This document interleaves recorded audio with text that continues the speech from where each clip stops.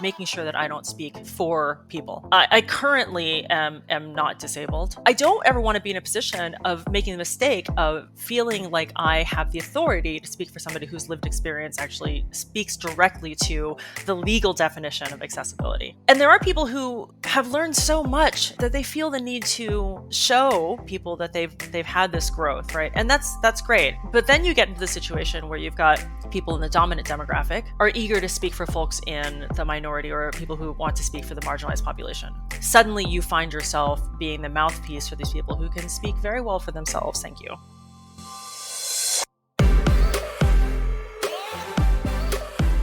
Hello and welcome back to Care So Much. Thank you all so much for being here today. I am so excited for our guest. She is a writer, educator, and creator. Her name is Yi Shun Lai, and she is going to be talking to us today about accessibility and some of the many different things involved in that.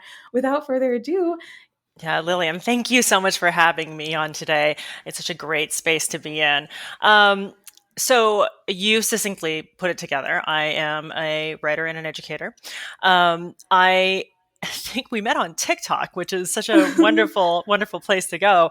But being on a social media platform like TikTok raises issues of accessibility, and it's one of those things that is on my mind a lot lately, not because I necessarily fall into the definition of the category that we think of when we think of accessibility, right, which is a disabled individual, but because it is all around us, and it is one of those things that affects us on a daily basis. So it's one of those things that I find myself caring a lot about lately. So I'm so relieved that you asked me to come on and talk about it. Yeah. I think when we were first chatting about you coming on and you listed a few different potential topics, and we sort of went back and forth on what would be really interesting to talk about, something that you're really passionate about. And this seemed to be sort of a cohesive, brought a lot of the different pieces of things together. And I find that so interesting, how many different pieces live within this idea of accessibility. And you hit on one right away, which is that idea that people think of accessibility in direct connection with disability. And I think that's obviously important. That needs to be at the forefront of conversations around accessibility. But how and why do you think it's broader than that? So in preparation for this, I went back and did some homework and just looked up the strict definitions of accessibility, right? And if you look at Merriam-Webster, it only means accessibility just means that it's capable, the thing is being capable of being used and seen. That's it. But if you go to the disability office of any higher education institution, for instance, the definition is something to the effect of a person with a disability is afforded the opportunity to acquire the same information or access the same class material. When you look at the narrower definition, we tend to do the thing where we reduce accessibility to just one demographic. And when I write diversity and inclusion workshops and deliver them, we often say that disability is the most intersectional of all of the demographic markers, right? So when we think about inclusivity, we can think about being a woman and being Black, for instance, or being queer and being Asian American, for instance, right? But disability tends to span across a lot of those different demographic markers, right? That got me realizing that there is so much more to accessibility than disability, right? It has to do with everything from whether or not somebody who speaks a second language, who speaks English as a second language, can actually access printed voting materials, for instance. Mm-hmm. It got me think about whether or not the car that I'm driving is accessible for my father who's 83, right, and needs a little help getting in and out of the car. If we're touching on another area that I'm passionate about, which is the outdoors world, we're in a situation where we're looking at whether or not national parks are friendly to all different demographics. The more I thought about accessibility and the more I thought about my disabled colleagues, it became more apparent to me that accessibility is something that we all should be thinking about, not just as an afterthought. I know that there's so many things in life that are easy when you're sitting in a privileged position to just miss, because it's like the idea of being colorblind with race. If you don't see it, it's not a problem. So then you're not going to do anything to fix it. And if you're sitting in a privileged position of not having any disabilities or even knowing people with disabilities closely enough to notice how the world is affecting them, you're just going to miss all of that stuff. This is a journey that somewhat recently has become a higher priority for you, or just something you've had more awareness of? In a previous iteration, I know I was of the opinion that I knew enough to be good to my disabled colleague until I was in a situation with a disabled editor friend of mine who was really frustrated that she couldn't make her way around a conference floor without being, um, hampered, right, by narrower hallways or by steps that shouldn't be there in the first place, right? And I found myself becoming impatient with her, and she told me later on that she could see in my face that I was just not going to get it, and this was, by the way, this is Mm-hmm. 5 or 6 years ago, okay, so relatively recent. And I think for me it was a matter of shame, when I realized that I wasn't making room for this person in my life, right, or in the things that I wanted to do. Not so much so, it wasn't crippling shame, right? It was sort of like I have Mm-hmm. more things to learn about and I have more things to consider. Coupled with that impatience with her and her situation was an impatience with myself. Why is it that I couldn't see her side of the coin? How come I couldn't Mm-hmm. see her side of the story? And I think when we talk about the need for empathy these days, we also need to think about the need for compassion, right? Which is really just making sure that there's room for other people's stories in your life. I think that was the root of the impatience that I saw in myself. The flip side of what you're talking about is capacity to look at oneself and realize that one has made mistakes in the past and that one will continue to make mistakes.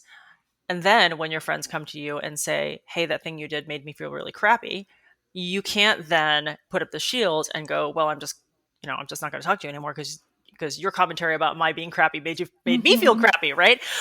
So there has to be a certain level of humility there, and that I think is something that I'm constantly learning. The idea of how do you hear feedback from people? This is a question for you as much Yeah. as it is for like a rhetorical one for the world. But how do you kind of carry within yourself both a constant attempt to be the best version of yourself that you can be, the most aware, the most include all these ideas in your presence when you're out in the world, but then also have an awareness that you are inevitably going to fall short at some point, and be able to hear and respond to feedback from people, and tell the difference between the feedback that is helpful and is actually going to help you learn and grow and be a better version of yourself, and maybe versions that aren't helping in that way?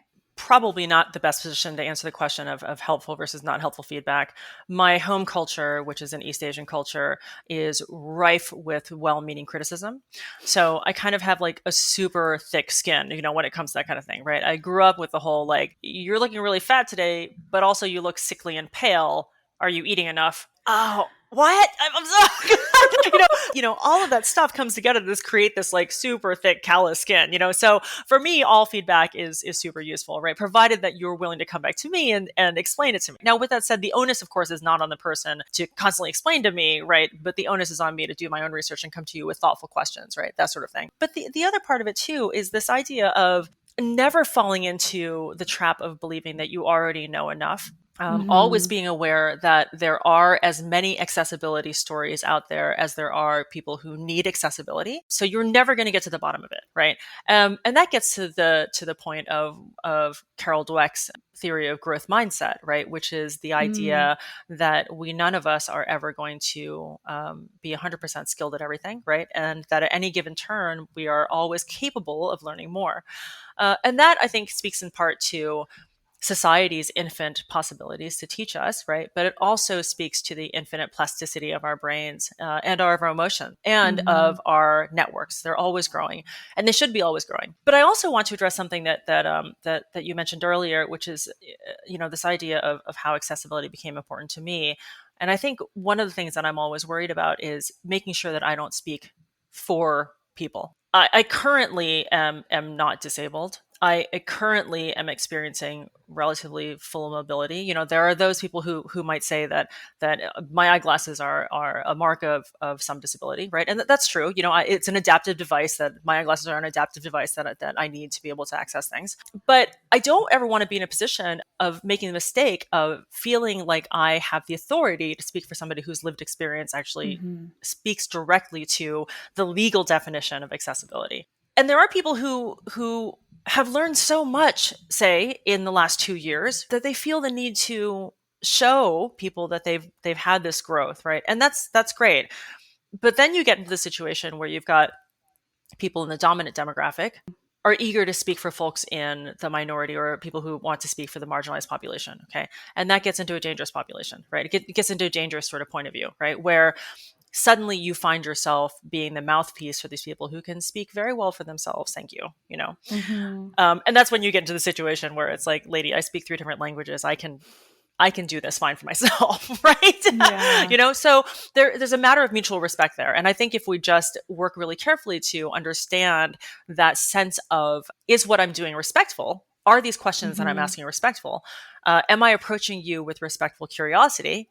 You know, and will I be okay if you tell me, no, I don't want to answer that question? Then I think you can approach it from a good place.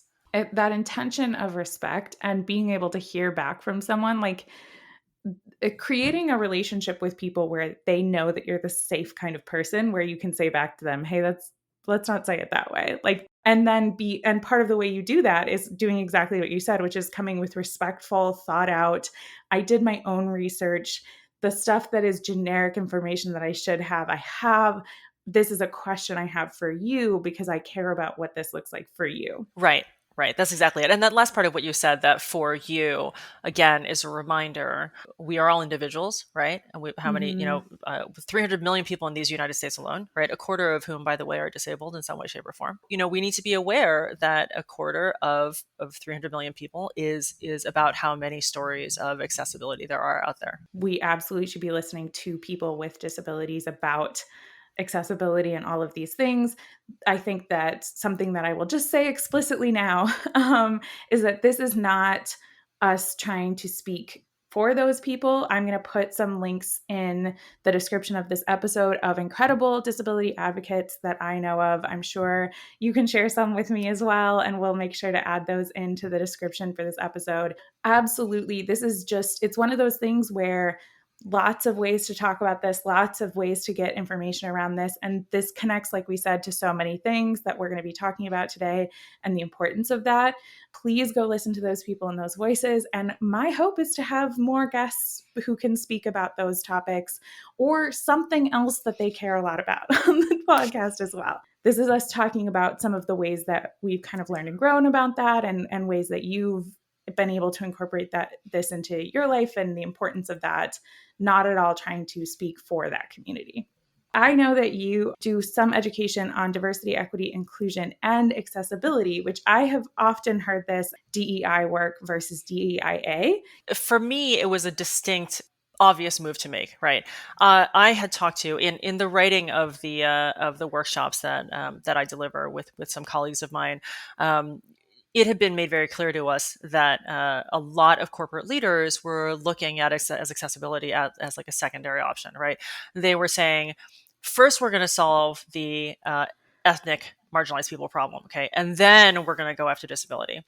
And that's absolutely the wrong way to go about it, right? The first reason being that we shouldn't ever create a power structure around marginalization. Okay, as Roxane Gay so famously put it's not the oppression Olympics. That's not what we're going for here. Mm-hmm. And the second thing about it is that, as we mentioned before, disability is the most intersectional of all the demographic markers. It can strike any of us at any given time. There are folks who have congenital disabilities, neuroatypicality, or as I prefer to refer to it, neurodivergence, is everywhere, right? There are lots of different ways to think. So we can't be in a position of thinking of any one thing as being lesser in priority than any other thing. Disability is a part of people's identities, and therefore accessibility should be a part of the workplace. In the field that we were when we first started delivering these workshops officially, right? I was working with a colleague who was very heavily into video games, and so we started delivering these workshops to major video game studios. Xbox was one, Gearbox is another.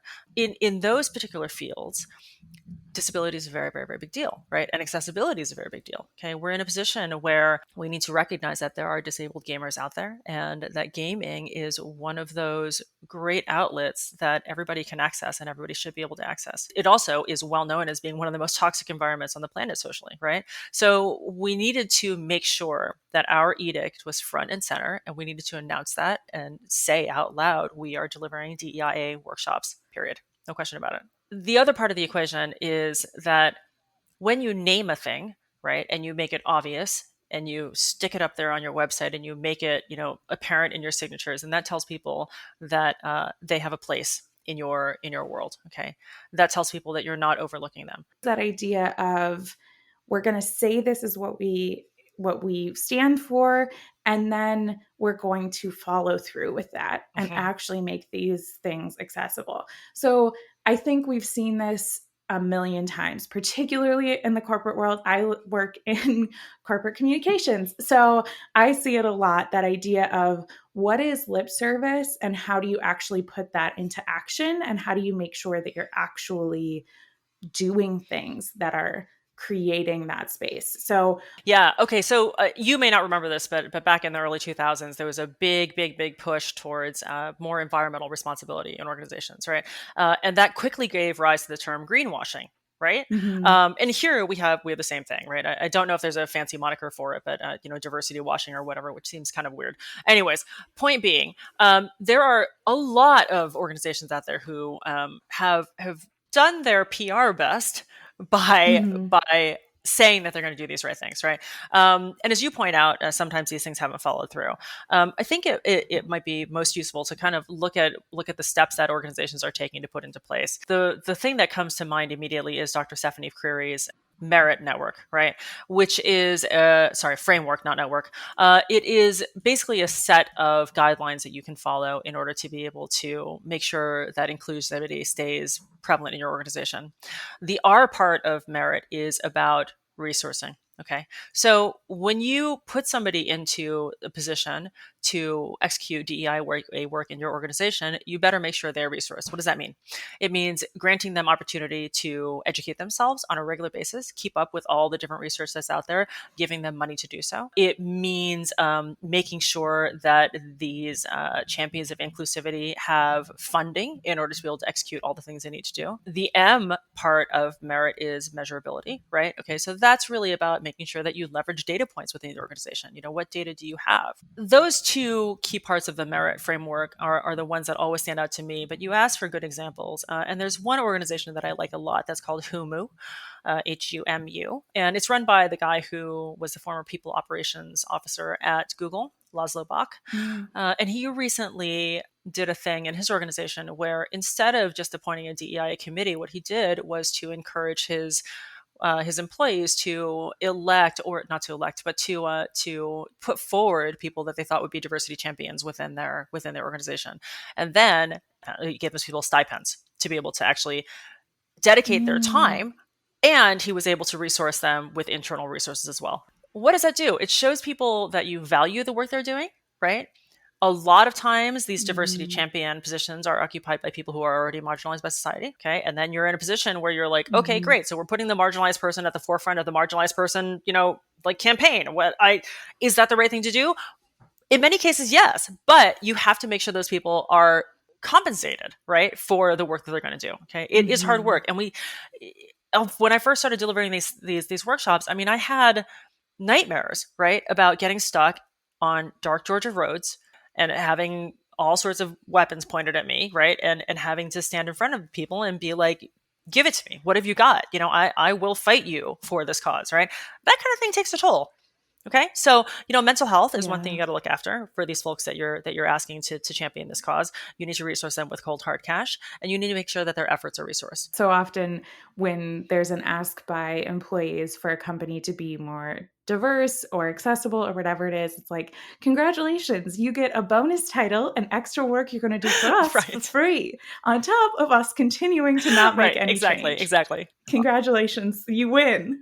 What a great What victory a for great victory! you. And also, here, have some more microaggressions while we're at it. I mean, like it's like because it always Uh-huh. comes with that. We always get told, yes, this is important to us, but then at the end of the day, the knock-on effect becomes, oh, you're not so important, right? And here are the many ways in which we're going to show you how your work is not important. So yeah, it's a Mhm. challenge, but I have hope. I have hope. I just read Maggie Smith's wonderful book of affirmations called Move On. I think it's Move On. In any case, she writes that in any given situation, the person who is hopeful always has the leg over a person who is cynical. And the reason is because the person who is hopeful always has the capacity to move forward, right? And I love that. I mean, I think that's brilliant, so Yeah. we have to be in a situation where when we resource these people, we also resource them with hope, right? We make sure to feed them little bites of Hmm. success. Feed them. We make sure to make sure that their efforts pay off in success so that they can keep on doing the work, because that kind of thing is replenishing. Hope for sure. Money also And data. important. If you're gonna, if you, Data is a yes, very big deal, right? for sure. I think one of the things that I read in one of the articles that you wrote actually ties so well into this idea, because we're talking about the ways that corporations or really any organization can go about making these changes in a real tangible way beyond that lip service. And I think that brings me back to something that you said in those articles, which is disability is a social structure. That tentative thinking comes from inclusive design theory of thought, right? The idea being that it is not the person who's disabled, but it's the environment that is disabling. Okay, so my cousin Patrick actually put this really well. All right, so if you think about flight, right? Okay, human beings were not meant to fly. Okay, and we make the environment hospitable to human beings by building an airplane, right? Otherwise, we would be Mhm. considered disabled in the field of flight. Okay. So when we think about our Mhm. environment, you look at the ways in which we are making it accessible to everybody, right? Okay, and what that means, if you look at it in terms of an urban, in terms of an urban design perspective, right? It's like, are there sidewalk cutouts? Are there countertops, reachable by everybody, of any height, right? Uh, are the doors of any area, are they open by levers, or do they open by doorknobs? Are they hard to grip? That sort of thing. So I think what happens when you look at disability as being a social construct is that it allows you to think so much broader in terms of what can be done and the number of folks that can be reached, right? And in some ways, this Mhm. harkens back to what we call design affordability, or design disaffordability. Okay, so when we think about design affordability, what we look at is a door, for instance, affords entering, okay, or a doorway affords passing Mhm. through. Okay, a design disaffordability would be something like a fence, right? A fence disaffords entry. Okay, a lock disaffords entry, right?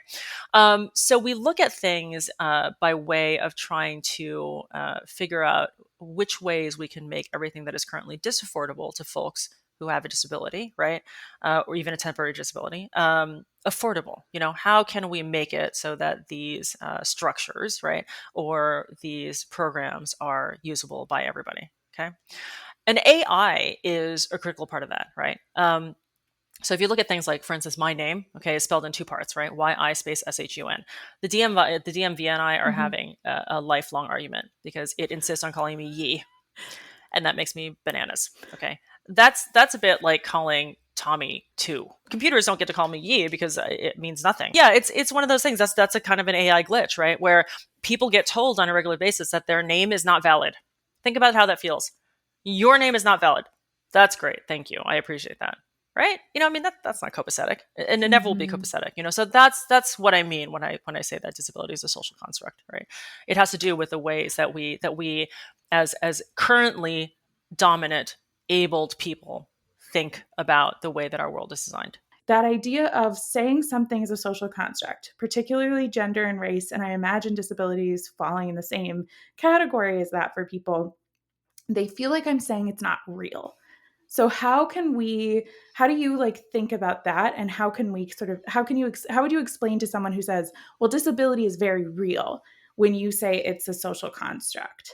Maybe it's not so much that disability is a social contract, but more it's that the dominant majority, the ableist view of disability is a social construct, right? Okay, so it's a matter Mhm. of whose perspective we're talking from, right? And because my audience largely is going to be an abled audience, I need to speak to them that way, right? I need to be able to say to them, the way Mhm. you're viewing disability is wrong. Okay, it's kind of like poverty, right? The way that we're viewing poverty as a Yeah. shameful thing is not wrong.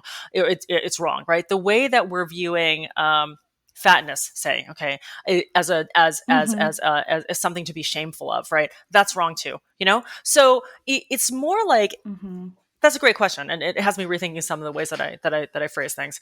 When you think about who your audience is, right, then that creates a Mm-hmm. different language by which you have to address them, So yeah, it is absolutely more accurate to say the way in which the dominant majority now views disability is a social construct, right? So spot on, fully agreed. Absolutely. Well, and I think that I say that all, like, literally the conversation that I'm thinking of is I was having a conversation with a relative. I said, "Well, gender is a social construct," when I was talking about someone who is trans, and their response was, "I mean, it's not." And I'm like, "Okay, okay, so that was the premise. So we're gonna have to talk about the premise." Like, when I talk to my friends, I'm like, "Everybody knows gender is a Yeah. social construct," and they'll go, "Yes, of course," because we're all speaking the same Yeah. Yeah. language.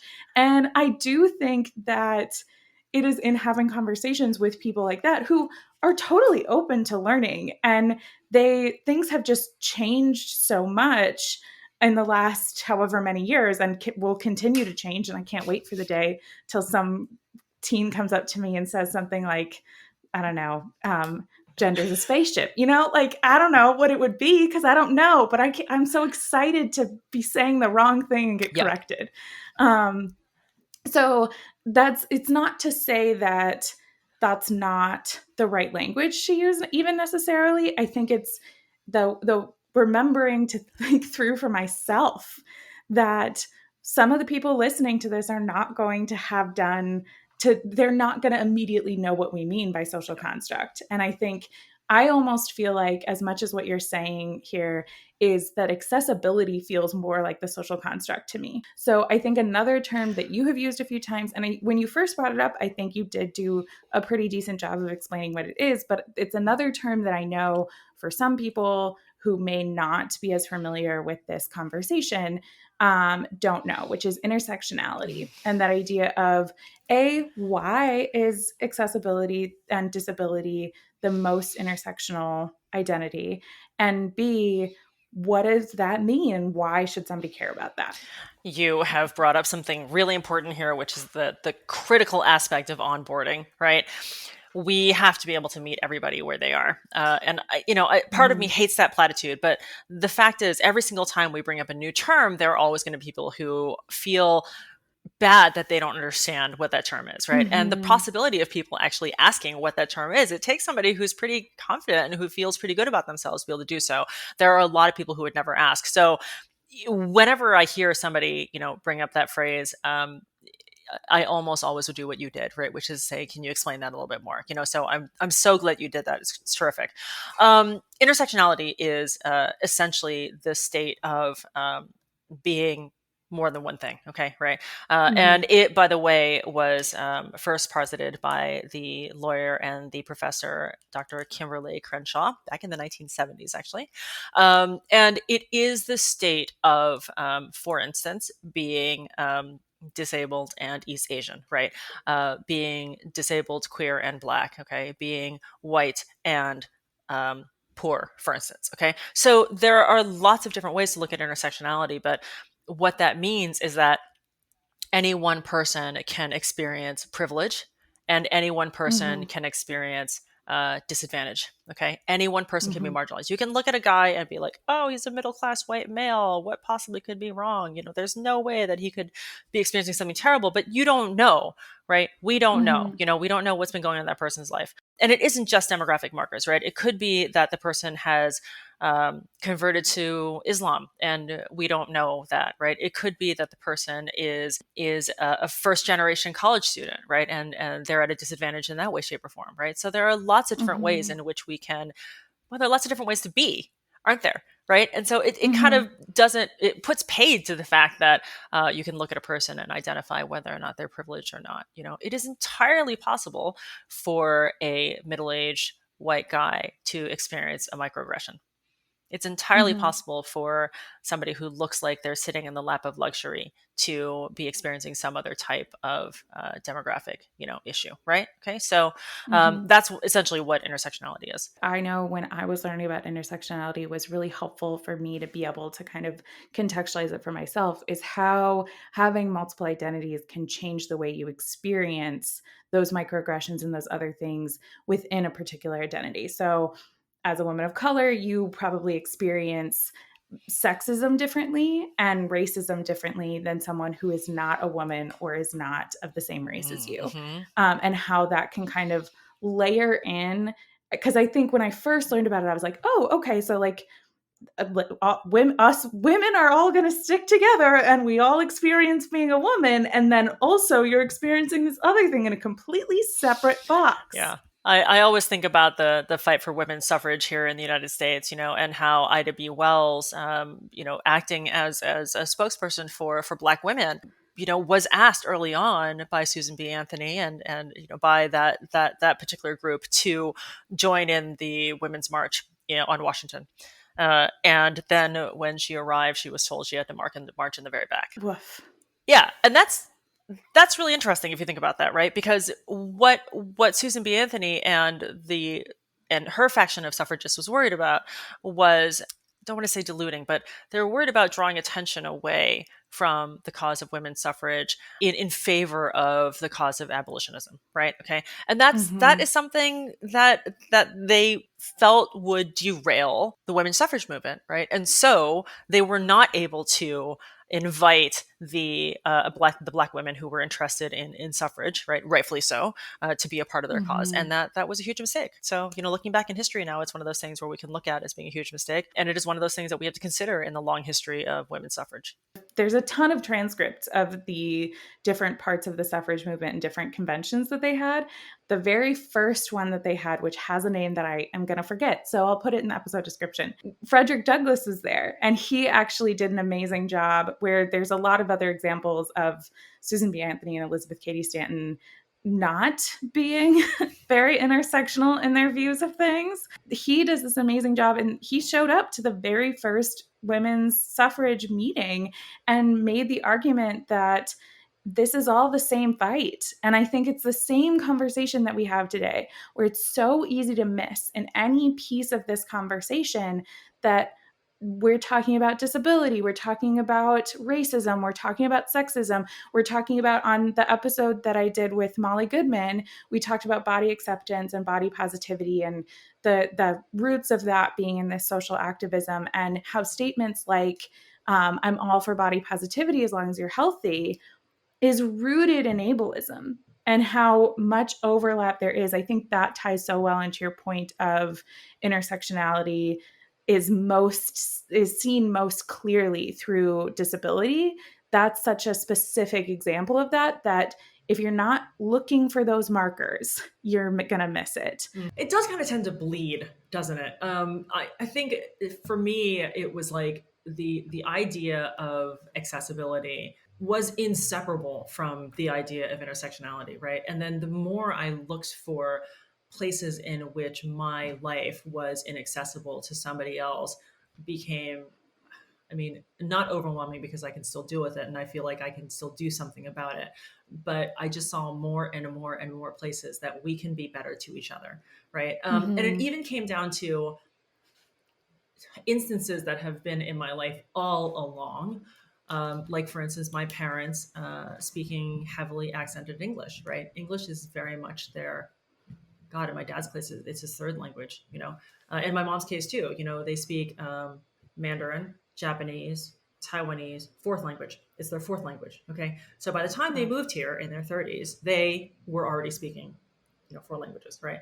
And you can see it now as they're getting older. It's much more apparent to me now as they're getting older, where they're much more comfortable having us talk to them, or talk on their behalf, right? Or even when we're at the farmers market and they have questions about things, they're much happier asking us to, help them to relay this question or that question.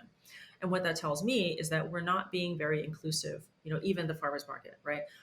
If my 80 something year old parents feel ashamed of opening their mouths because they're afraid that somebody won't understand them, then we've created an environment that disaffords my parents being able to speak like citizens, right? And that's Mm-hmm. not fair.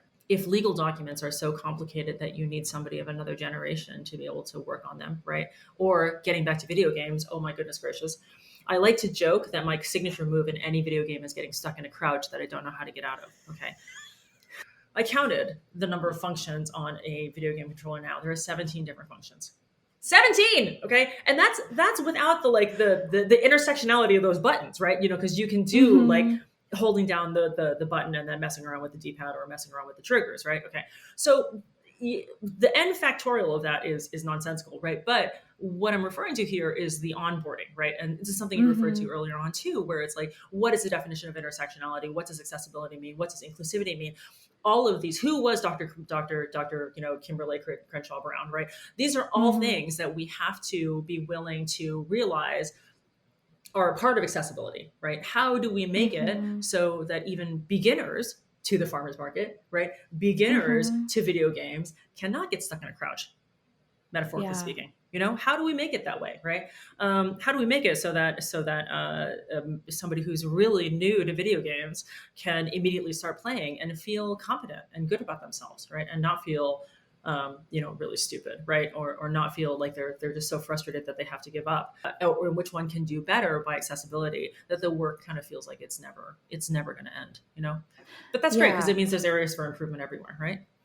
Yeah, I think it's that hope, and I'm one of those people who constantly in corporate world is saying, what an opportunity instead of a problem. Like that's Yeah. so I think there is similar to what we were talking about at the idea that there's the same piece of advice can be used in every type of learning that people are doing around any of these social constructs that we've talked through, which is Mm-hmm. just starting with awareness. Like going out there. So, how does somebody who is hearing this conversation, just looking at the world, what are the things they should be looking for? You've mentioned a few of them, but what can they have their eyes out for, and how can we start to make those small incremental changes as people who are aware of this as an issue? Think about something like alt text, right? When it comes to picture descriptions, right? And whether or not everybody can access those, it's one of those things where if you're posting a tweet or you're posting an Instagram post, guess what? All those things have accessibility features built into them, right? You don't want to be missing out on the members of your audience who maybe have low vision or who maybe live in rural areas that don't have 5G and can't upload photographs to miss out on your content, right? But you also don't want to exclude anybody. You don't want to be in a position of being the one that's like, oh, well, this content is only for you if you have perfect hearing and you have perfect vision, right? Mm-hmm. So things like closed captioning, on any given video call, are pretty good things to look out for. Alt text is a really good thing to look out for. Alt text stands for alternative text. Little things like that, but also in terms of the workplace, you can do things like making sure that that everybody feels a high sense of psychological safety in your organization, right? And what that means is Mm-hmm. that everybody feels comfortable being themselves without fear of social or professional repercussion. Again, it sounds so simple. Like whenever I explain this to people, to folks who are marketing heads or corporate heads in particular, they tend to say things like, "Oh, you make it sound so easy," right? And I'm like, "No, it's Mm-hmm. not easy. It's simple." Okay, Mm-hmm. it's not easy, right? Because we've entrenched ourselves into believing that we have to like crawl our way down from from down there to way up here in order to be able to achieve full accessibility. That's not true. We just have to Mm-hmm. remind ourselves that the basic mindset is that we want to make sure that everybody in our organization, people that we care about, is able to access everything that we have to offer them. Again, going back to the Merriam-Webster definition of accessibility, right, which is capable of being used and being seen, right?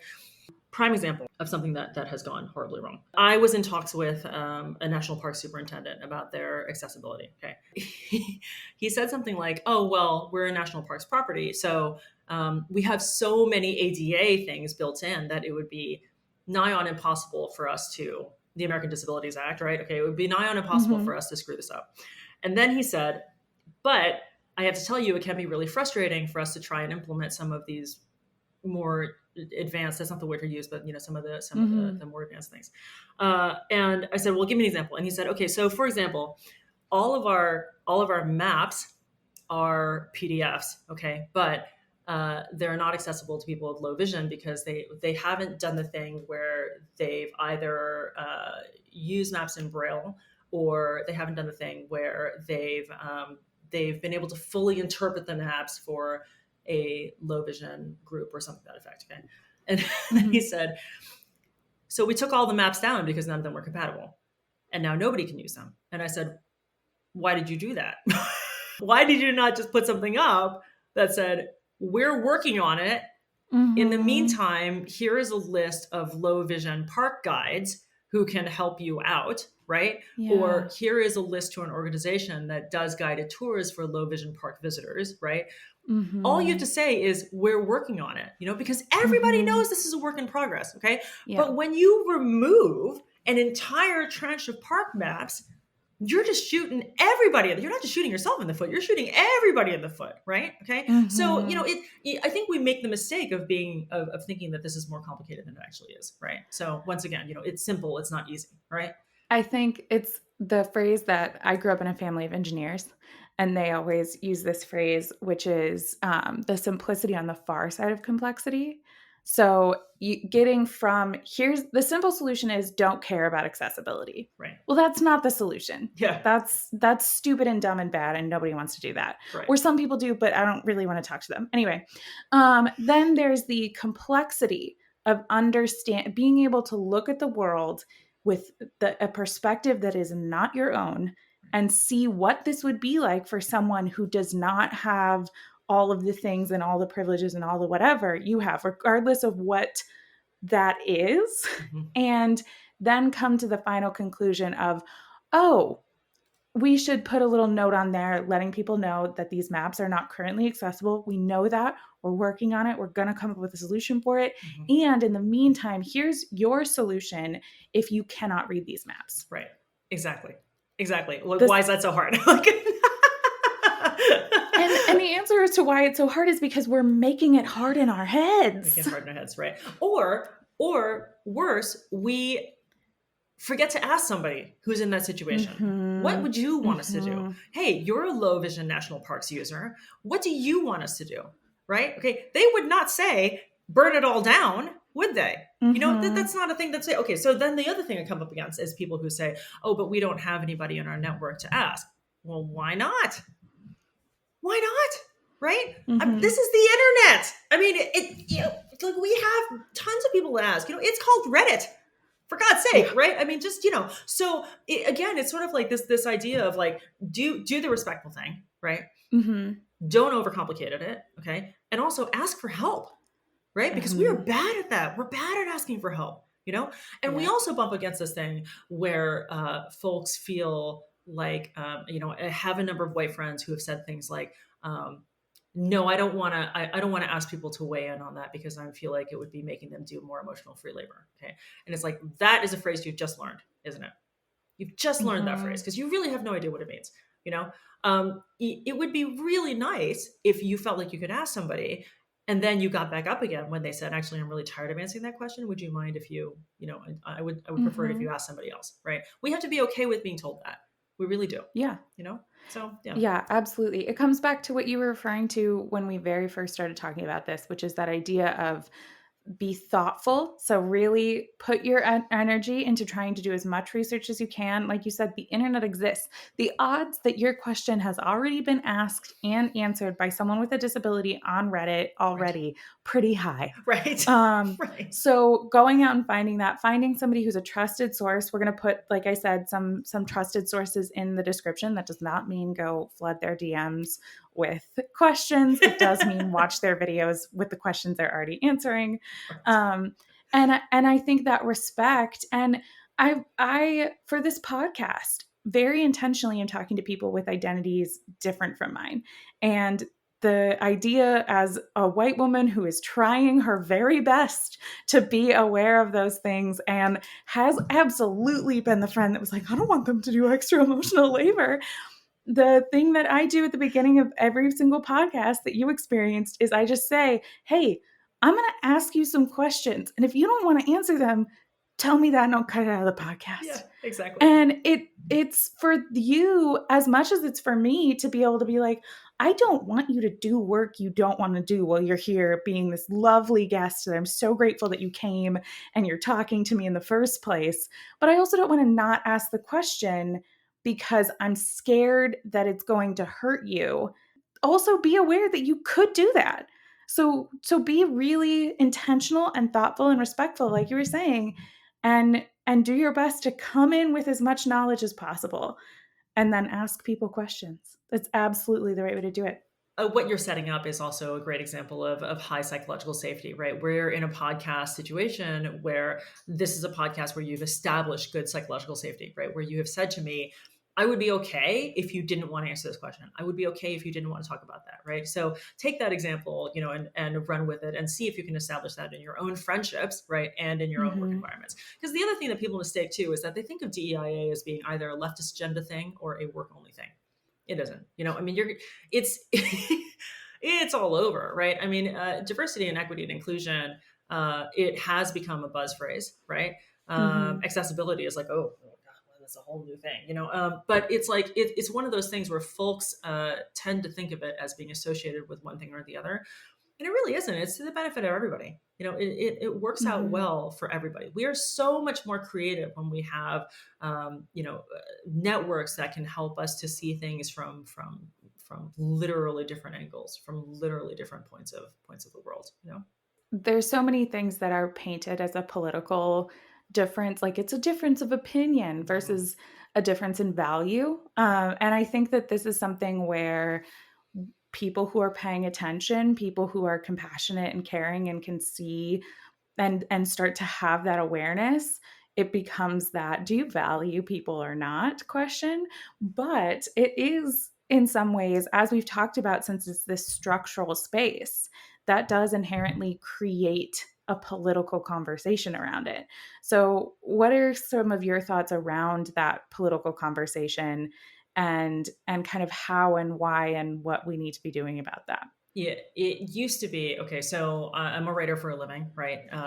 And it used to be that I would say things like, "I don't want to be known as the Asian writer." Do you know what I mean? I don't want to necessarily have to write about Asian things. I don't want to have to write about racial identity or about my racial struggles. But the fact is that when people see my face and when they see my name, they're going to automatically attach their own thoughts and ideas to that, and that makes it political. Okay. And that's okay. I want to be very clear about this. Okay. It's okay for us to meet a person and immediately our brains start sorting them into different buckets. All right. And the reason that it's okay is because it literally prevents our brains from going absolutely haywire. Okay. Our brains process something like 11 million pieces of information a day. And if we didn't have those ready made buckets from our prior experiences, we would not be able to get anything done. We would be stymied. Okay. So they're handy guidelines, right? But they're by no means the end of the picture or the end of the whole picture, right? So that's an aside. Okay. So when it comes to the question of whether or not it's okay for things to be political, I think that's almost a moot point. It just is at this point of time in our lives political. It just is. Okay. Art is political. Anytime you express an opinion, it has the potential to be political. We have to be okay with that. Does it mean that we have to confine these things to just being political? Okay. And put it in that pejorative category? Not at all, right? Because politics is a beautiful thing. Politics right now governs our lives. Okay, it governs a lot of what we do. Find me one ivory tower situation in which people aren't saying it's political. Mm-hmm. Academics is political, right? Okay, so I don't think it's a bad thing, right? But I do think it's a problem when we get into the situation of saying this politic is better than this politic, okay, or this politic is rightful and this politic isn't rightful, okay. Um, when we talk about things like politics, I think we end up straying into the question of whether or not a thing is morally correct, whether or not it meets our definition of what is right and what is wrong. And I think that is a mistake, right? The worst decision that anybody can make is to say something to the effect of, we have to do this DEIA thing because it's the morally right thing to do. Okay. The best way to approach it is something to the effect of, this will help you grow as an individual. It will help you Hmm. to be the person that you really want to be. Okay. Nobody ever says, I would like to be a closed minded individual who only lives in my own little blue bubble. Nobody says that. Mm-hmm. Okay. What we do say is, I would like to be with like minded people. Okay. So if everybody around you is open minded and asking questions of themselves and thinking critically, that's not such a bad place to be. Right. Mm-hmm. Politics only becomes a problem when it isn't paired with critical thinking. That's when it becomes a problem. Yeah. Also, our whole two-party system is an issue, but we can get into that a little later on. That's a whole other episode, guys. if we start, if Tune I in three start, months down the line.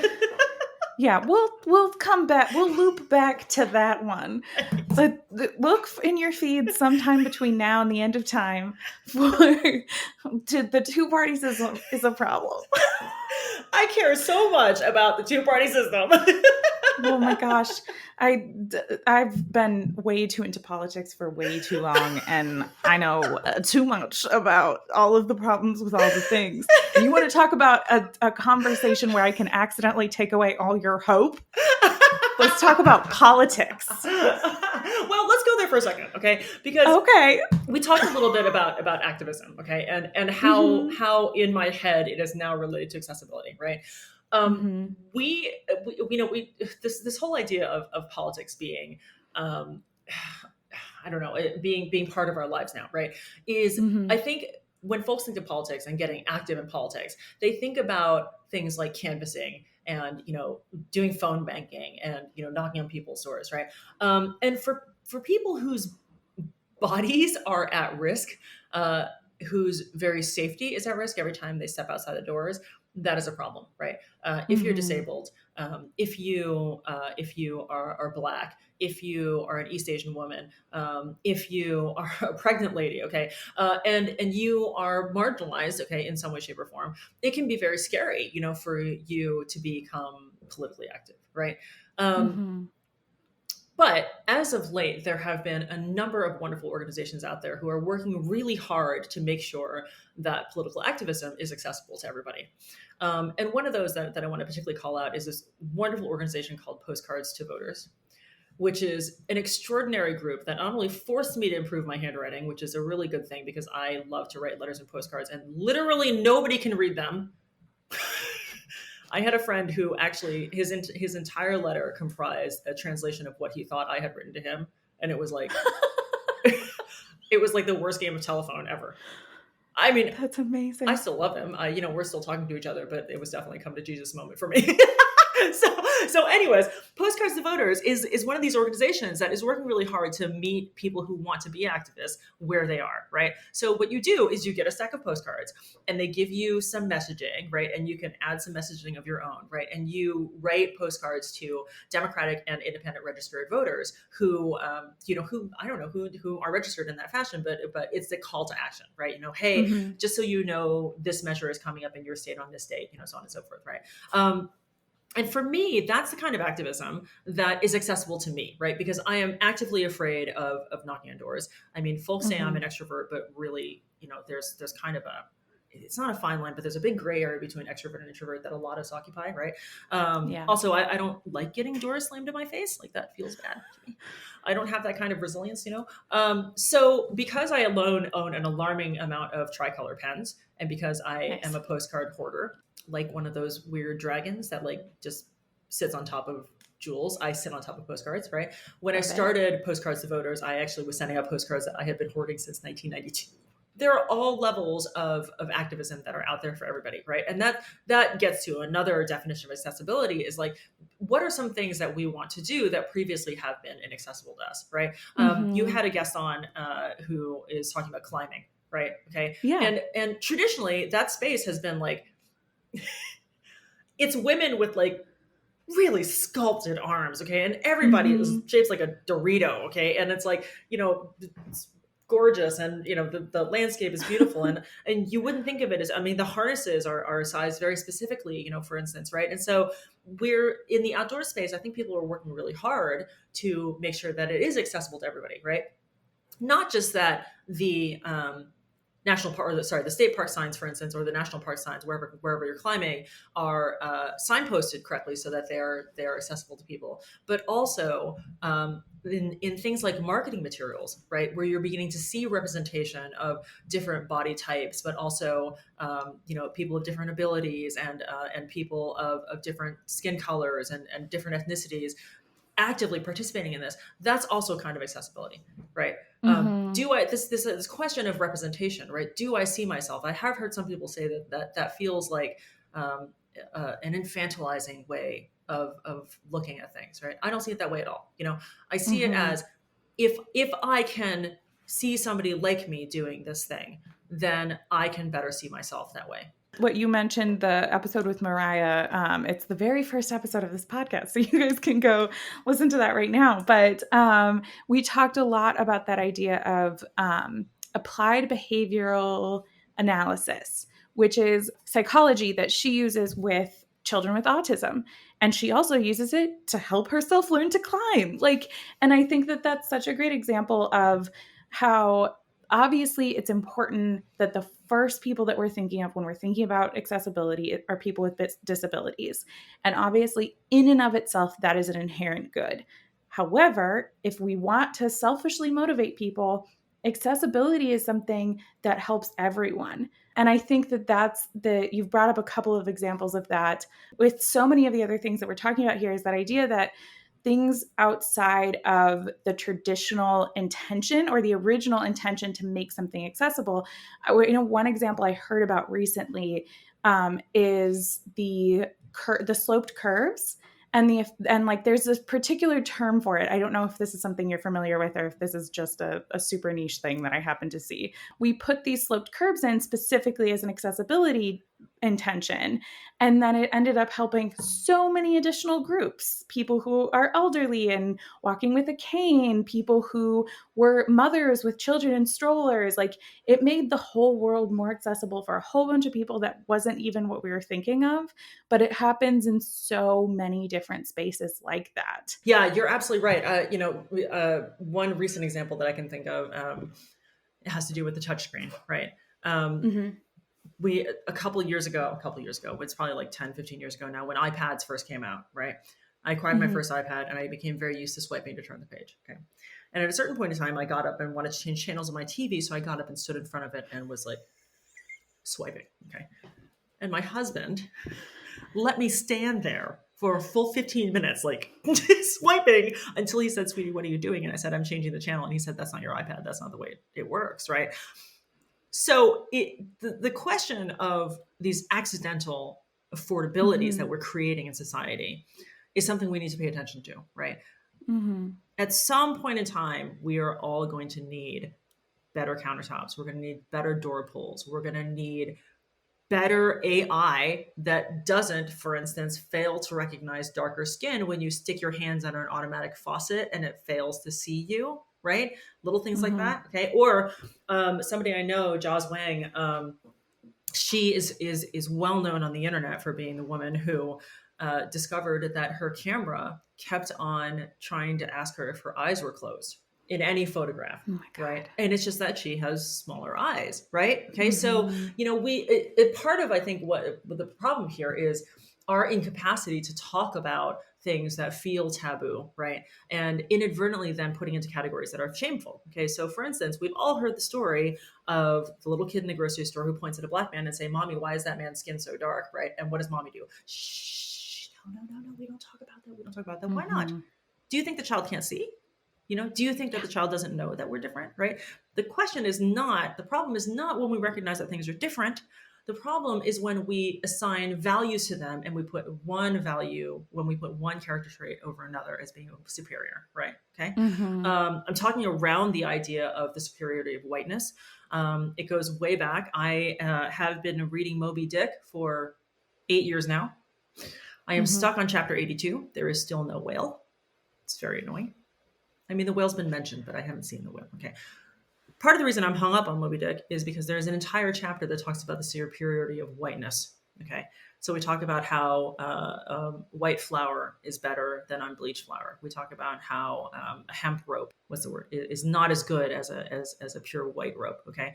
And it's a whole chapter that's dedicated to the superiority of whiteness. Hard boiled into our literature. It's hard boiled into our media. It's hard boiled into so many things in our society that drive the way that we think. So it is hard for us to work our way around it.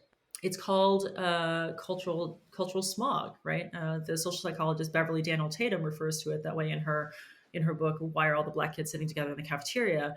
And she refers to it that way because you cannot escape smog, right? Cultural smog Mm-hmm. is the thing that tells us that peanut butter goes with jelly, right? It's the thing that tells us that blue is assigned to boys and pink is assigned to girls. Okay, when you see it reinforced on a daily basis, whether or not you fight it, you have to fight it anew every single day, every single time you encounter it. Okay. So, this question of seeing people as individuals and asking folks, what their preferences becomes even more significant when you consider the thing that we have to fight uphill against on a regular basis. That you mentioned wanting to talk about this idea is in the publishing industry, which is Mhm. something that you have experience with as an author, which, by the way, definitely going to have the books linked in the episode description. I lean a lot on that episode description in this podcast. So, can you talk a little bit about that and sort of your experience there and how that connects into all of the other things we've been talking about? Yeah, absolutely. It's actually a great example of intersectionality. Publishing is one of those fields that has been traditionally very heavily gatekept, right? It used to be that publishing internships, for instance, were unpaid. And they all took Mm-hmm. place in New York City. Okay, so who can afford an unpaid internship in New York City? Mm-hmm. And not just New York City, like, let's not think of New York City as being just Manhattan. Okay, let's think of it as being like Bronx, and Queens and Staten Island, all those more affordable boroughs. Okay, every Mm-hmm. single publishing house was based in Manhattan, right? Okay, so how are you going to do that if you have no financial backing and if you don't have any time, if you have to work three jobs in order to be able to afford your unpaid internship, right? Mm-hmm. So you're in a situation where the economics of the ruling class is suddenly deciding our taste. Okay. It is no mistake that for a long time the publishing houses were staffed entirely by white people, okay, and by older white Mm-hmm. males in particular.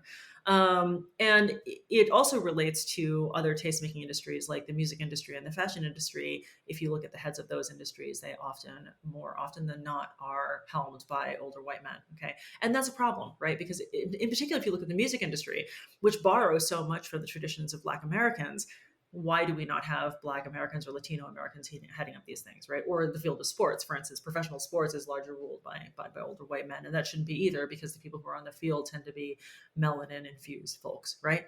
Mm-hmm. So publishing is one of those fields in which I think we are working towards a better awareness. More and more now, in the lower ranks of publishing, you are seeing more people of color, more LGBTQI folks. For disability, we still have a pretty big problem. It's almost dystopian.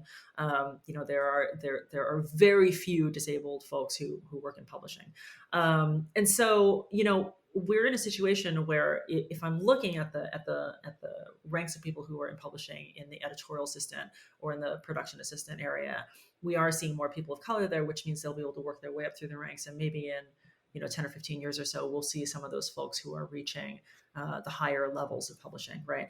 But quite recently, we're still in a situation where we're measuring the success of writers of color by a different yardstick, right? And Mm-hmm. we're measuring, in other words, we have to work harder and we have to earn more, and our books have to sell more copies in order for us to be deemed at the same level of success or to be able to garner the same amount of coverage, right?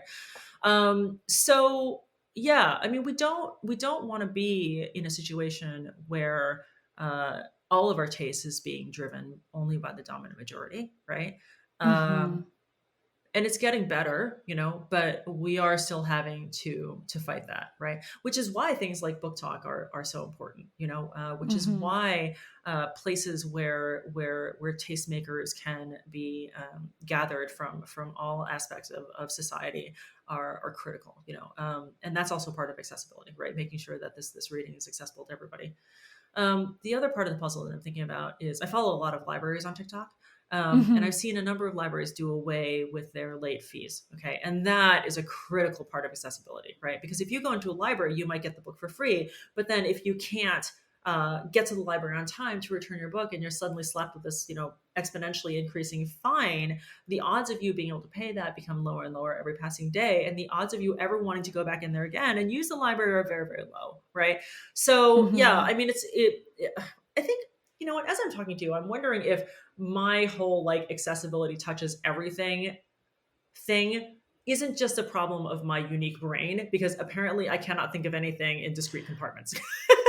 Well, and I think, no, I think it absolutely does because literally while you're talking about this, I was thinking about the fact that the things that you're referencing around representation and how important that is and the way that that builds up, talked about that in another episode with Octavia when we talked about the representation in the MCU and how the people behind the camera and in front of the camera owning their own stories. So we talked about that. We already referenced Mariah's story. We already referenced Molly Goodman's episode. The fact that there's 7 episodes out of this podcast yet, and we've referenced 3 of them in this one. It's because that idea of intersectionality within accessibility and how those ideas overlap so much. And I think the breadth of what we mean when we say accessibility, that absolutely accessibility is something that matters and is important when we're talking about the disability community, but it matters and is important for every layer of accessibility. And I think that's it. You made that point so excellently, and that immediately undercut it with your own self-talk. Sorry. No, you're great. Sorry. And then you apologize. And then I apologize. What am I doing? My goodness, I'm being a terrible example of womanhood. It's awful. It's awful. This is the part of the podcast where I just start mocking you for being here as a guest. I've gotten too comfy. No, we like this. Like I said, I'm from a culture that is fully expecting this. So bring it.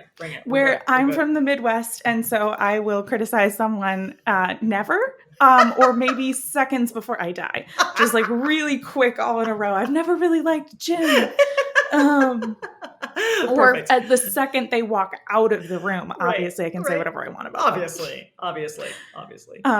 Mostly passive aggressive. That's my love language. Yeah. Okay. So passive aggressivity is an interesting thing too. You know, that I've been thinking about. It's like, I think we began to touch on this idea of naming a thing for what it is, right? And I think a large part of that has to do with our aversion to, talking about things as they are, right? And our I don't know. I mean, our desire to smooth things over for the world at large, right? And really, what that's telling people. Okay, so say one thing that I've been thinking about a lot is the role of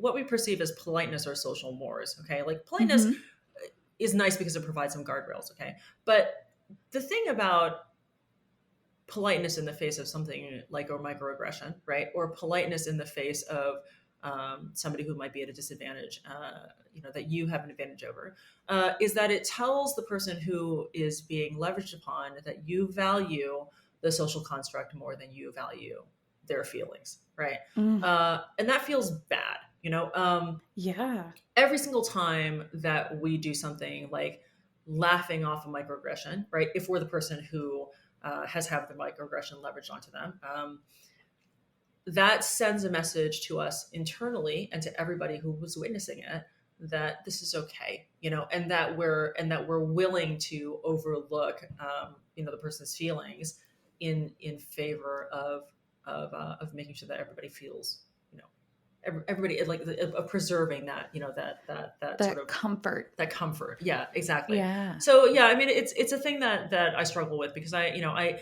having been raised to be the good girl and to rather be seen and not heard, and certainly that my needs should take second place to the needs of my husband's needs.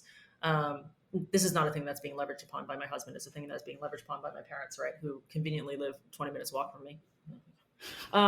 So it's one of those things where like that kind of mental cultural smog doesn't wash off really fast, right? We have to continuously inure ourselves against it and continuously fight against it and continue to be aware that it's out there for us to fight against. Absolutely. And I think that we could talk about this, like I said, for 7 hours. And eventually we will, because now we're best friends. Yay. I expect to post a card. Anyway, so which vintage? 1980, 1999, or 1970? I'm gonna leave that one up to you. Excellent. I'm gonna let you pick what you feel is best. Perfect. But I do think so the way that I always like to kind of bring this together, and you've mentioned a lot of great things sort of throughout this episode on how people who it's just their first time stumbling into this, they've maybe heard of some of these things before, maybe it's their very first time really thinking about accessibility.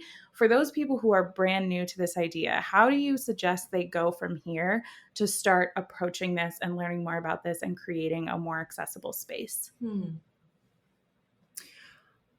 I like to consider the it's not a journey per se, but I like to consider the path to better inclusivity in your own lives as starting with your own internal mechanisms, right? So one thing I always like to ask people to do is to ask them to look deep inside and ask themselves, what is one thing that they have always taken for granted in terms of their knowledge, right? What is one thing that you Mm-hmm. always thought you knew about one population or another?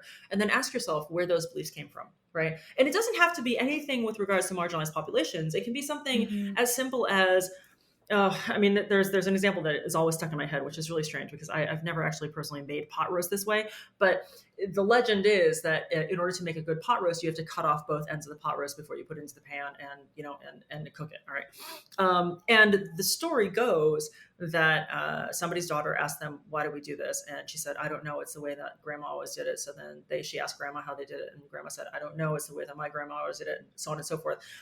And it ends up being that it was because back then the pans were shorter and the pot roasts were smaller. So they had to, the pot roasts were too large. So they had to cut off the ends of the pot roast to get it to fit in the pan, right? Okay. So I think where I would start is get used to questioning everything, get Mm-hmm. used to thinking critically about why something is, right? Start thinking about what you see in the headlines. Start asking yourself the question of where this came from, right? Another thing that I always think of is this conversation I had with a guy who had read somewhere something terrible happened to a friend of his in Kenya. And it was such a corrupt, egregious wrong that this friend of mine then walked around believing that all Kenyans were corrupt and terrible people. From the get-go, from the beginning of time. Okay.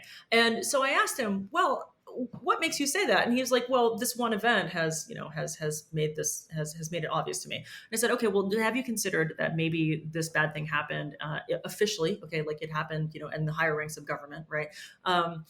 Maybe consider that maybe the government is corrupt because there was colonization going on, right? Okay, and there were terrible things that happened beforehand, right? And he was like, "Oh my god, I never thought about that." Right, right, because you are looking at the current story, okay, and that's all you have to work with, Mm-hmm. right? But you're not asking yourself what happened before to get us to the point that this Mm-hmm. corruption is happening now, right?